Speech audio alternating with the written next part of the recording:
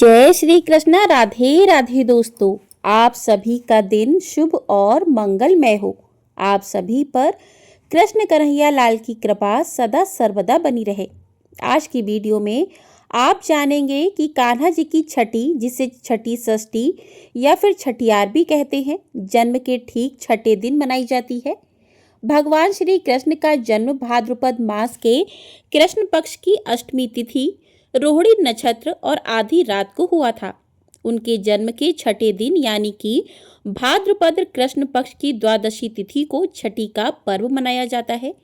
इस दिन छठी माता और विधाता शिशु का भाग्य लिखते हैं, इसलिए यह पूजा बहुत ही विशेष मानी जाती है। छठी पूजा वैसे तो पूरे दिन भर की जा सकती है, लेकिन परंपरा के अनुसार शाम के समय दीपक जलाकर और बाल कृष्ण को झूले में झुलाकर छठी माता का आवाहन करना बहुत ही शुभ माना जाता है। घर आंगन सजाकर रात में भजन कीर्तन और आरती के साथ ही इस दिन छठी के गीत भी गाए जाते हैं।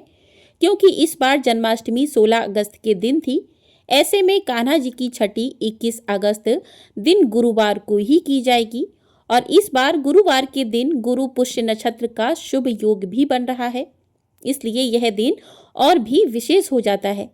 और इस बार 21 अगस्त गुरुवार को भद्रा भी लग रही है और भद्रा काल दोपहर 12:44 से लेकर मध्य रात्रि 12:16 तक रहेगा। और सबसे विशेष बात है कि इस बार भद्रा का वास भी मृत्युलोक में ही रहने वाला है और जब भी भद्रा मृत्युलोक में रहती है तो यह पृथ्वी पर बहुत ही अशुभ मानी जाती है, यानी इस समय में कोई भी शुभ काम करने से बचना चाहिए। अगर भद्रा के समय कोई शुभ काम किया जाता है तो उसका अशुभ परिणाम देखने को मिल जाता है। अब मन में यह भी बात आती है कि जब भद्रा लग रही है तो कान्हा जी की छठी कब पूजें। तो देखिए, कान्हा जी की छठी अपने आप में एक महा उत्सव है। ऐसे में भद्रा का वास चाहे कहीं भी रहे, छठी का इस पर कोई असर नहीं पड़ता है, क्योंकि कान्हा जी स्वयं जगत के पालनहार हैं। ऐसे में जिन भक्तों के मन में बहुत ज़्यादा शंका हो, जो भद्रा का बहुत विचार मानते हो, वह दोपहर 12:44 से पहले पहले गुरुवार को कान्हा जी की छठी पूज लें।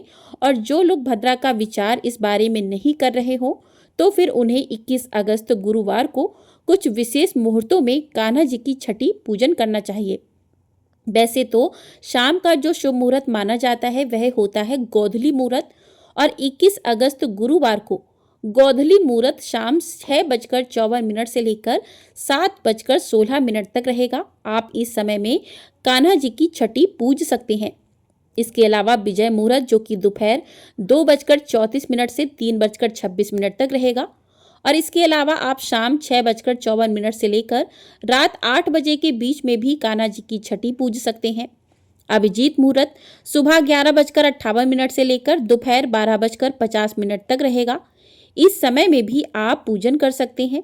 वैसे तो शिशु के जन्म के बाद में पड़ने वाले गुरुवार को छठी मनाई जाती है, लेकिन क्योंकि इस बार 15 अगस्त को भी कुछ लोगों ने जन्माष्टमी का पर्व मनाया था, व्रत रखा होगा। ऐसे में अगर 15 अगस्त की बात करें तो आप 20 अगस्त दिन बुधवार को भी कान्हा जी की छठी मना सकते हैं। खास तौर पर वही लोग जिन्होंने 15 अगस्त को जन्माष्टमी मनाई है, लेकिन अधिकतर लोग 21 अगस्त गुरुवार को ही मनाएंगे। अगर आप 20 अगस्त को कान्हा जी की छठी मनाना चाहते हैं तो इस दिन सिद्धि योग बन रहा है, जो कि शाम 6:13 तक रहेगा।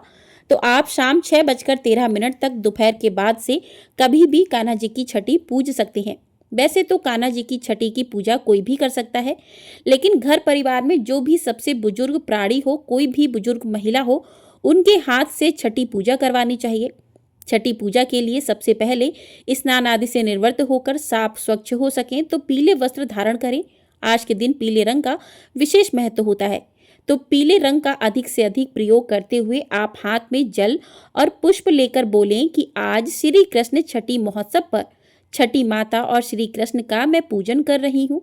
हे छठी माता, आप इस पूजन को स्वीकार करें। अब कल्पना करें कि माता स्वर्ण वस्त्रों में सुशोभित होकर बाल कृष्ण को आशीर्वाद दे रही हैं। इस प्रकार से कहें, छठी माता नमो नमः, विधाता माता नमो नमः। अब धूप दीप जलाएं, माता को फल फूल हल्दी अक्षत आदि अर्पित करें। छठी माता यानी कि षष्ठी माता इसके बाद श्री कृष्ण जी के मनमोहक बाल स्वरूप यानी लड्डू गोपाल छोटे से लाला की हम मालिश करेंगे। तो हमारे यहाँ देखिए शिशु का जन्म होता है जैसे, उसके बाद घी से मालिश करते हैं। और अगर आपको गाय का घी मिल सकता है तो बहुत अच्छी बात है, वरना जो भी घी हो आप उससे मालिश करें। तो बड़े ही प्यार से, बड़े ही कोमल हाथों से हमें मालिश करनी है लड्डू गोपाल की। और आप अगर चाहें तो बादाम या जैतून के तेल से भी मालिश कर सकते हैं। और छठी का जो स्नान है वह दिन में यानी कि दोपहर के समय हमें कराना है। तो आप 4 बजे से पहले कभी भी स्नान करा लें। और यह देखिए, वैसे तो मेन कढ़ी चावल का ही भोग होता है, लेकिन अगर आपके यहाँ पक्का खाना बनाया जाता है तो आप उसे भी तैयार करके रख लें, कढ़ी चावल को तैयार करके रख लें। उसके बाद आपको स्नान कराने के लिए दूध लेना है। गाय का दूध, कच्चा दूध मिल जाए तो बहुत अच्छी बात है, लेकिन कच्चे दूध का ही आपको प्रयोग करना है। दूध आप 1/4 लीटर ले लीजिए। इससे अधिक भी आप ले सकते हैं, 1 लीटर ले सकते हैं, 2 लीटर ले सकते हैं, जितना आप दूध ले सकते हैं। अच्छे से उनको आपको डुबकी लगाना है। डिपेंड करता है कि आपके लड्डू गोपाल का साइज कितना है, कितने बड़े हैं। दूध हमें इतना लेना है कि लड्डू गोपाल उसमें अच्छी प्रकार से डूब जाने चाहिए। अब इसके बाद कुछ इस तरह से हमें लड्डू गोपाल को अपने हाथों में लेना है और सिर के पीछे उंगलियां लगा के उन्हें दूध में 3 बार डुबकी लगाना है। जिस प्रकार से छोटे बच्चे का सर पकड़ के नहलाते हैं, डुबकी लगवाते हैं, उसी प्रकार से लगवाना है आपको। और 3 बार अच्छे से ओम नमो भगवते वासुदेवाय, ओम नमो भगवते वासुदेवाय इस प्रकार से बोलते हुए अब जिस दूध में हमने डुबकी लगवाई है उस दूध का हमको भोग नहीं लगाना है। या तो आप इसकी खीर बना लीजिए, चाय में यूज कर सकते हैं या उबाल कर भी पी सकते हैं, क्योंकि देखिए यह जो दूध है यह हम सभी के लिए अमृत के समान है। तो इसे ग्रहण सभी लोग जरूर करें। और अगर आप इस तरह से डुबकी ना लगवाना चाहें तो नॉर्मल आप दूध और जल से स्नान भी करा सकते हैं। डुबकी लगवाने के बाद हमें शुद्ध जल से लड्डू गोपाल को स्नान कराना है। फिर इसके बाद अच्छे से लड्डू गोपाल को पोंछ लेना है। और जो स्नान का जल होगा आप सब इसको पी सकते हैं या फिर किसी भी गमले में डाल सकते हैं। तो जिस तरह से एक नए जन्म में शिशु को छठी के दिन नए कपड़े पहनाए जाते हैं, उसी प्रकार से लड्डू गोपाल को हमें नए वस्त्र पहनाने हैं। तो इस दिन पीले रंग का विशेष महत्व होता है, तो पीले रंग के आप वस्त्र पहनाए छठी के दिन, बहुत अच्छा रहेगा। छठी के दिन कान्हा को नजरिए जरूर पहनाना चाहिए। तो हाथों और पैरों के लिए नजरिए जरूर ले लें। बांस की बांसुरी लेनी चाहिए, अगर पहले से है बांसुरी तो आप मत लें। और फिर अच्छे से लड्डू गोपाल का श्रृंगार करें, उनको अच्छे से आभूषण पहनाएं, माला पहनाएं, मुकुट लगाएं और अच्छे से पूरी तरीके से उनका बढ़िया सा श्रृंगार करें। और श्रृंगार करते समय आप भजनों को गाते रहें। और लड्डू गोपाल को हाथों में, पैरों में नजरिए जरूर पहना दें, जिससे उन्हें किसी की भी नजर ना लगे। अब अक्षत और फूलों पर लड्डू गोपाल को विराजमान करें। एक शुद्ध देसी घी का दीपक प्रज्वलित कर लें और इसके बाद लड्डू गोपाल को इत्र की सेवा दें। इसके बाद लड्डू गोपाल को टीका लगाएं। साथ ही जो दीपक प्रज्वलित करके रखा है उसका भी पूजन जरूर करना चाहिए। इसके साथ ही जो भी फूल हो वह अर्पित करें, अक्षत अर्पित करें, नैवेद्य अर्पित करें। और आप छठी का, बिना फूलों के भी आप छठी का पूजन कर सकते हैं। अगर आपके पास फूल नहीं है तो आप भाव स्वरूप फूल अर्पित कर सकते हैं। अगर आपको पुष्प मिल जाते हैं तो आप लड्डू गोपाल के लिए अच्छा सा माला बना सकते हैं, फूल अर्पित कर सकते हैं। इसके बाद आपको भोग अर्पित करना है। तो भोग में आपको इस दिन कढ़ी चावल विशेष रूप से बनाना है, जो कि आपको कान्हा जी को अर्पित करना है। और साथ ही कुछ लोगों के यहाँ पक्का खाना बनता है तो वो भी आप लगा सकते हैं। और भोग में जैसा बताया गया है कि कढ़ी चावल होता है। इसके अलावा आप जो भी मीठा फल, जो भी आपको फल मिल जाए, आप जो भी आप बना सकते हैं छठी के दिन। मिश्री हो गई, माखन हो गया, कढ़ी हो गई, चावल हो गया, पूड़ी, सब्जी, खीर, जो भी आप बना सकें उसका भोग लगाएं। और उसके बाद आपको जल जरूर रखना है सब। और आप जो भी भोग कान्हा जी का लगा रहे हैं उसमें तुलसी पत्ता आपको जरूर डालना है। तुलसी पत्ता डाले बिना आपको भोग नहीं लगाना है, क्योंकि तुलसी के बिना भगवान भोग स्वीकार नहीं करते हैं। अब आपको एक चम्मच लेना है और लड्डू गोपाल जी का ही चम्मच होना चाहिए, नई चम्मच हो या फिर उसमें जो आपने दीपक जलाया है उसके ऊपर चम्मच को उल्टा रख देंगे। थोड़ी देर बाद उसमें काजल आ जाएगा और यह काजल छठी के दिन जरूर लगाया जाता है। तो थोड़ा सा उंगली को चिकना कर लीजिए और जिससे आंखों में लगे ना लड्डू गोपाल के। इसके बाद जब यह थोड़ा सा ठंडा हो जाए तब हम इसे लड्डू गोपाल की आंखों में, उनके हाथों में और पैर के तलवों में इस काजल को लगाएंगे। और यह काजल देखिए घर के सभी सदस्यों को आंखों में जरूर लगाना चाहिए। और एक तरह से ये प्रसाद ही है, और अगर ज़्यादा हो तो डिब्बी में भी रख लीजिए काजल बनाकर। इसके बाद लड्डू गोपाल को हम इस तरह से तुलसी दल अर्पित करेंगे और इसके बाद बहुत प्रेम पूर्वक लड्डू गोपाल की कथा को सुनेंगे और उनकी आरती उतारेंगे।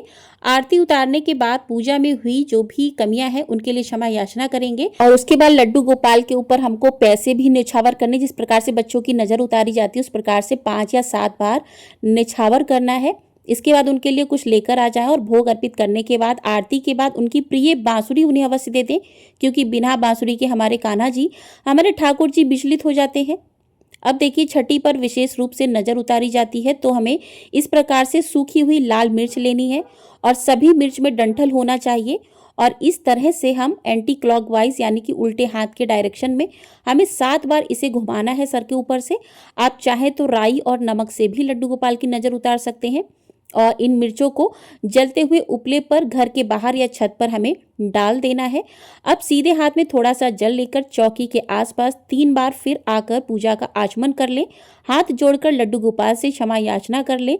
अगर छठी पूजन में किसी तरह की कोई भूल चूक हो गई हो तो और लड्डू गोपाल की कृपा ऐसे ही परिवार पर बरसती रहे, इसके लिए प्रार्थना कर लेंगे। अब देखिए छठी पूजने के बाद लड्डू गोपाल को झूला अवश्य झुलाएं और देखिए जन्माष्टमी से ही झूला झुलाना सब प्रारंभ कर देते हैं और तो सुबह शाम जब भी समय मिले या आपको लगे जब भी उनका मन कर रहा है झूला झूलने का, तब उन्हें झूला जरूर झुलाएं। तो इस प्रकार से कान्हा जी की छठी मनानी है। आशा करती हूँ छठी से जुड़ी सभी जानकारी आपको मिल गई होंगी। तो वीडियो पसंद आई हो वीडियो को लाइक कर दीजिएगा, चैनल पर नए हैं तो चैनल को सब्सक्राइब भी कर लीजिएगा। आपको हमारे चैनल पर अमावस्या कब है उसकी जानकारी भी दी जाएगी, तो ढेर सारा प्यार जरूर दीजिएगा और कमेंट बॉक्स में बांके बिहारी लाल की जय अवश्य लिखिएगा। तो इस प्रकार से कान्हा की छठी जरूर मनाएं, पूरे हर्ष और उल्लास के साथ छठी मनाएं और उनको झूला इस दिन जरूर झुलाना चाहिए। इससे कान्हा का आशीर्वाद मिलता है और घर में सुख शांति आती है। जय श्री कृष्ण, राधे राधे।